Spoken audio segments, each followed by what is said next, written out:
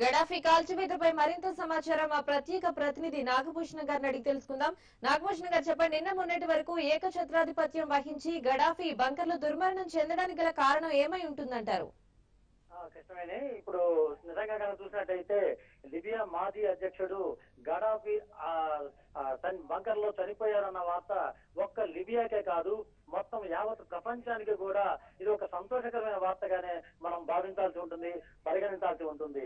అందుకనే బహుశా లిబియాలో సంబరాలు జరుపుకుంటున్నట్టుగానే ఇప్పటికే ఈ వార్త అందుకున్నటువంటి ఇతర దేశాలు, ఆసియా దేశాలు కూడా, మిగతా అమెరికా వంటి దేశాలు, అగ్రరాజ్యాలు కూడా వాళ్ళకు ఉద్దేశాలు వేరైనప్పటికీ కూడా అక్కడ కూడా ఈ లిబియాలో జరిగినటువంటి ఈ పరిణామం, గడాఫీ ఒక బంకర్ లో చనిపోవడం అనేటువంటి పరిణామం నిజానికి చాలా సంతోషించదగ్గదిగా చెప్పుకోవచ్చు. ఎందుకంటే ఇంకొక విషయం ఇక్కడ చాలా స్పష్టంగా గమనించాల్సి ఉంది. లిబియాలో కూడా ఉద్యమం జరిగిన మాట వాస్తవము. అయితే దీన్ని ట్యునీషియాలోనూ, ఈజిప్టులోనూ జరిగిన ఉద్యమాలతో దీన్ని పోల్చడానికి వీల్లేదు. ఎందుకంటే లిబియా మొదటి నుంచి కూడా సంపన్నమైన దేశంగానే ఉంది. అక్కడ ఆయిల్ కంటెంట్ చాలా ఎక్కువగా ఉంది. అదే ట్యునీషియా కింద కనుక చూసినట్టయితే అక్కడ నిరుద్యోగ సమస్య తీవ్రత చాలా ఎక్కువగా ఉంది, పేదరికం తాండవిస్తోంది. ఈజిప్ట్ లో కూడా దాదాపు అదే పరిస్థితి ఉంది.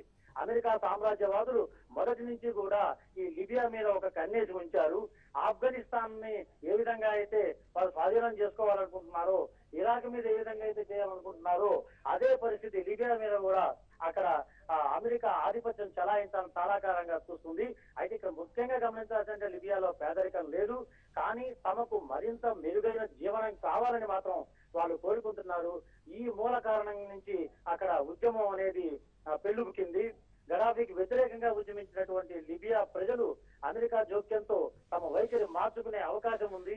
సహజంగానే సామ్రాజ్యవాదానికి వ్యతిరేకంగా ఉండి లిబియాలో ప్రస్తుత పరిస్థితుల్లో గడాఫీకి ఏ రకంగా వ్యతిరేకించేటువంటి అవకాశాలు కనబడుతున్నాయి. ఈ నేపథ్యంలో గడాఫీని తిరుగుబాటు దళాలు కాల్చి చంపాయి. అతను ఈ మధ్య కాలంలోనే ఒక ప్రత్యేకమైనటువంటి సొరంగ మార్గాన్ని కూడా ఏర్పాటు చేసుకున్నట్టుగా మనకు వార్తలు వచ్చాయి. ఈ సొరంగ మార్గాన్ని అన్ని సౌకర్యాలతో, అత్యంత ఆధునిక సౌకర్యాలతో ఇట్లా ఏర్పాటు చేసుకుని తన శేష జీవితాన్ని గడపాలని, తప్పితుకు పారిపోవడానికి కూడా మార్గాలు, అంటే మొత్తం సిటీ మొత్తం కింద కంప్లీట్ గా సొరంగ మార్గాలని ఏర్పాటు చేసుకున్నట్టుగా మనకి తెలిసింది. మొత్తానికి గడాఫీ ఈ విధంగా హతమవడం మాత్రం ఒక రకంగా చెప్తే సంతోషించదగ్గ పరిణామంగానే భావించాలి. Krishnaveni. Right, thank you Nagabhushana గారు.